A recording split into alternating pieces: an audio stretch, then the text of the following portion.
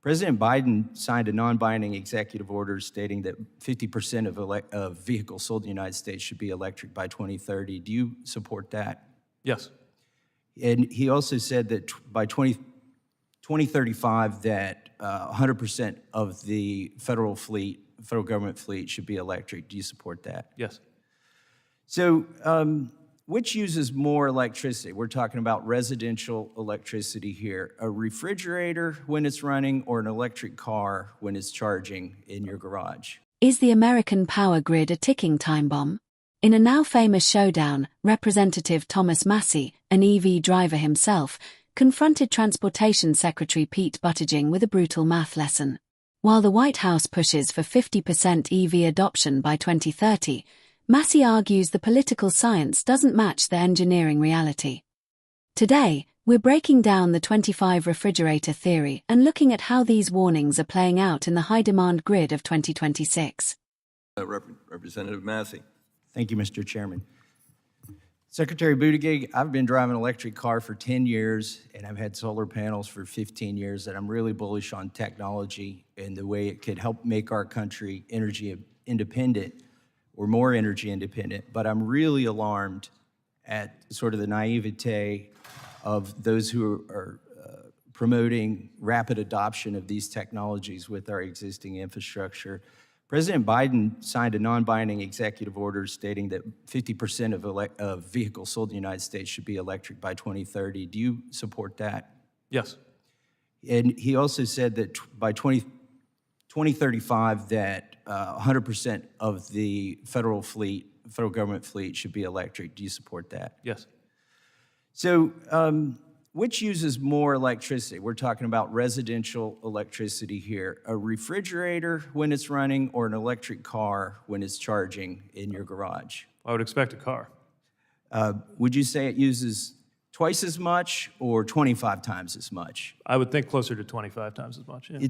It's actually 50 at the instantaneous moment, but over the course of a year, if I take the numbers from the U.S. Department of Energy about the average household, how many vehicles they own and how far they drive, over the course of a year, an American household would use 25 times as much electricity for their electric car as they would for their refrigerator if they had 100% adoption. And the average family has 2 vehicles, and this would be if the average family had 2 electric vehicles.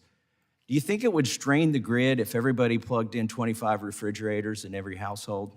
Well, if we didn't make any upgrades to the grid, sure. I mean, if we had yesterday's grid with tomorrow's cars, it's not going to work. It's one of the reasons why we believe that infrastructure includes electrical infrastructure and argued for that to be included, as it thankfully was in the bipartisan law.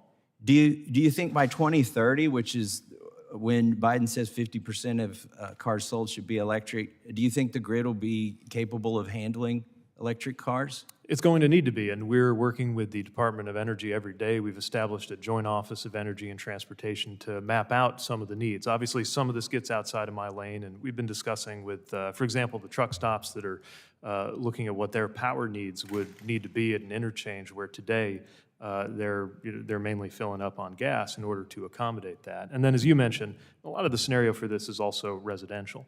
But it's also worth pointing out that while a typical driver who adopts electric is using more electricity, at the end of the day, they're using less energy because of the efficiency benefits of getting that energy produced at utility. The problem is we don't have the capacity to produce that energy. You aptly use the word need. You could say want as well. There's needs and wants to make this fantasy work by 2030, but the reality is the capability is not going to be there. The average household uses 17% of their electricity for air conditioning. And that would mean the average household uses 1,870 kilowatt hours per year for air conditioning.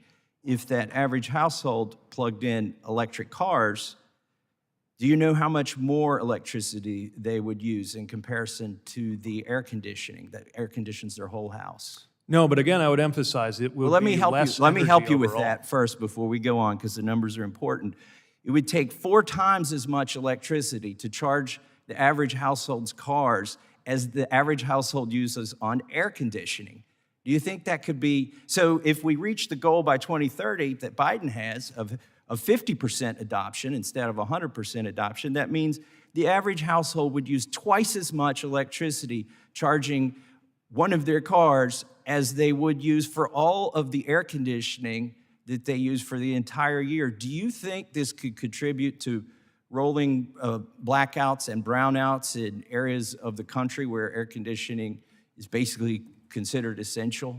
Not if we prepare. Look, the fact that people who have electric vehicles are going to use more electricity can't be a reason to give up. The idea that America is inferior to the other countries that have figured this out just doesn't sit well with us in administration, and that's why we're investing in a better grid. In the time that I have left, let me say, I'm not saying we shouldn't prepare. I told you at the beginning of this, I'm bullish on this technology, but the numbers and the rate of adoption has been developed using political science, not engineering. They're impractical, and if we blindly follow these goals that Biden has set out, it will cause pain and suffering for the middle class. And I yield back, Mr. Chairman. Thank the gentleman. Representative Johnson.